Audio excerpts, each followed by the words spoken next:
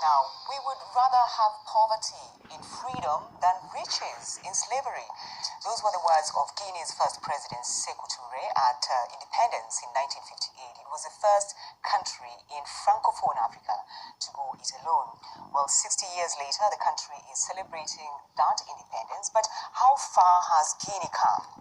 Let's hear what people are saying on the streets of Conakry. We are still wondering when Guinea will develop. When will Guinea be able to get out of this poverty? In any case, I hope that after this current regime, there will certainly be another regime coming so that Guinea can really return to a normal life, like the other countries. We noticed that this independence, these 60 years, a youth that has become aware and which really intends to make a difference.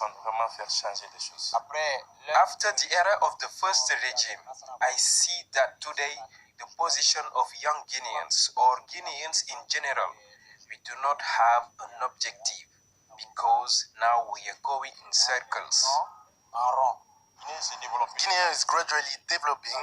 Now we have Guinean executives studying here and elsewhere.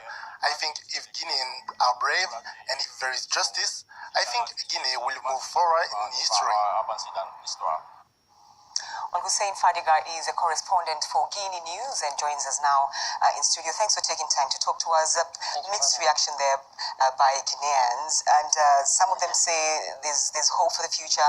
Others say nothing is really working. But there were very strong words from your first president. We would rather have poverty in freedom than riches in slavery. What do you think the country is like now? Well, as you just said, well, that quote was seen for French or from Charles de Gaulle as an affront. But I didn't really mean to break up with France. It means to establish a new cooperation, a new relationship. But we wanted to go to decide by ourselves. But de Gaulle he saw that as an affront, so he broke up completely with Guinea, and then he ripped off everything that was established as a basis for a country to get up and start moving towards prosperity. So Guinea at that time, the first 2 years were very, very difficult because France didn't leave anything behind. So we had to start over. And today we are on 60 years of independence. It seems very long for a country not to be developed at this stage. But as you know, for a new baby country, that had to start all over again. Now we're on 60 years, and 60 years is a mature age. And it's still really a long time, I should say, really. What is it that you're not doing right? The countries or the governments are not doing right, really, because you have minerals, you have a huge youth base in the country. Yeah, there's a huge base of mineral, agricultural production and stuff, but there is kind of, I don't know, we have the leadership. We need a stronger leadership. But I'm not saying that Alpha Condé is no strong leadership, but I think he's hesitating a bit on some decision making.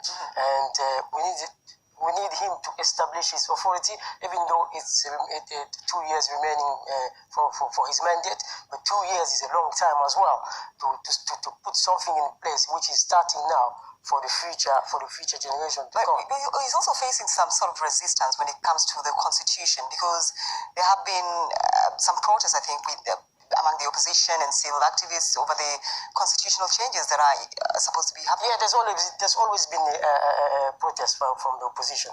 It's not only about the constitution; it's about mostly everything. Because there's always a setback. And I don't know, as you might know, we had the local election last February, the 4th of February, and then those elections we were waiting for them for more than 10 years.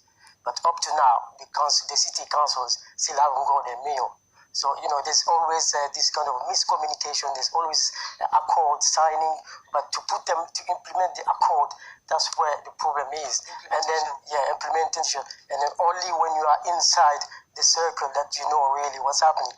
As the people, we're just asking questions. What's going on? All right. We'll be, of course, watching. Hussein Fadiga, we have to leave it there, but thanks for taking time to talk to us. Thank you very much.